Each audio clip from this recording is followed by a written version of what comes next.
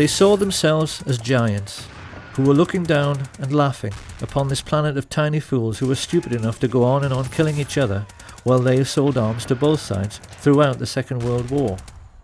Focke-Wulf aeroplanes, which bombed American soldiers, were manufactured by IT&T.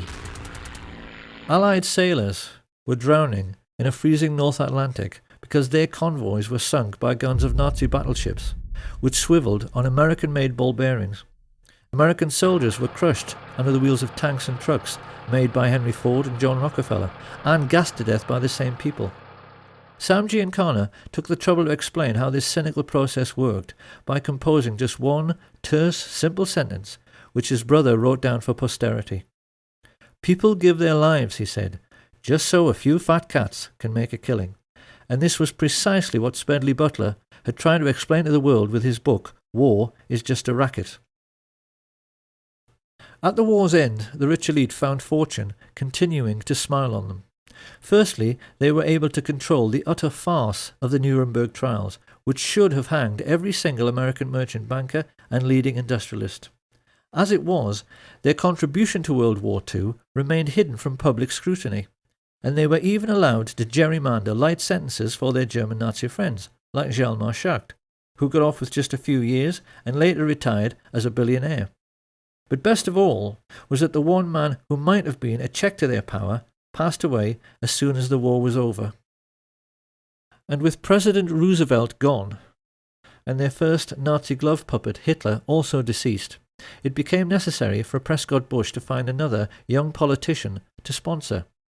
In true American fashion, he decided to advertise. He placed an ad in the LA Times which candidly explained that a group of rich businessmen was seeking a young, ambitious, immoral and most definitely malleable politician who might one day run for president. The ad was deliberately worded in this cynical way because they knew that only an evil, slimy and completely incorrigible little creep would ever dream of applying for the position. That was what they wanted, and that was what they got, in the shape of a certain Richard Nixon. Here being congratulated on his success by his new master, Prescott Bush. And not long after this picture was taken in 1947, Nixon engaged the services of a Jewish gangster who was working for Sam Giancana called Jacob Rubenstein, a man whom the world would one day come to know as Jack Ruby. Having bought themselves a new political puppet, this nefarious band of 20th century robber barons now took stock of their situation. The Hitler Project, as this rich elite called it, could hardly have turned out very much better. Their businesses had made colossal profits. Prescott had got his Union Bank back. The communist menace they so wanted to contain had almost sunk back in the Middle Ages with the ravages of war. And best of all was that they had now achieved the very world domination which Hitler had dreamed about. They knew that in this new age of modern telecommunications and high-speed jet travel, they had become the first group of robber barons in human history to dominate the entire globe, because they realized there was now absolutely no one left who could stop them from doing whatever they wanted to do next. However, they also realized that bombed out and dilapidated Europe would not be able to bear another war for many decades. This was why they now decided that their obscene business profits could only keep coming in if they moved their game of phony war into the Third World. And this was how the CIA came to instigate conflict throughout the Middle East, Southeast Asia and Central America. Chuck Giancana well remembers a conversation which he had with his mafia boss brother Sam during this period, in which he questioned him with genuine anxiety about the communist menace spreading throughout the world. The TV news was painting a sinister picture of a Soviet enemy with millions of fifth columnists, which was intent upon taking over the entire planet. Hadn't he heard of the domino theory, and wasn't he worried about it? In response, Sam Giancana simply smiled at his kid brother's naivety, and he asked him, didn't he realise that the United States, by which he meant the shadow government, not the official one, wanted to take over the world as well, and that the whole idea of communism was just the excuse they were using to do it?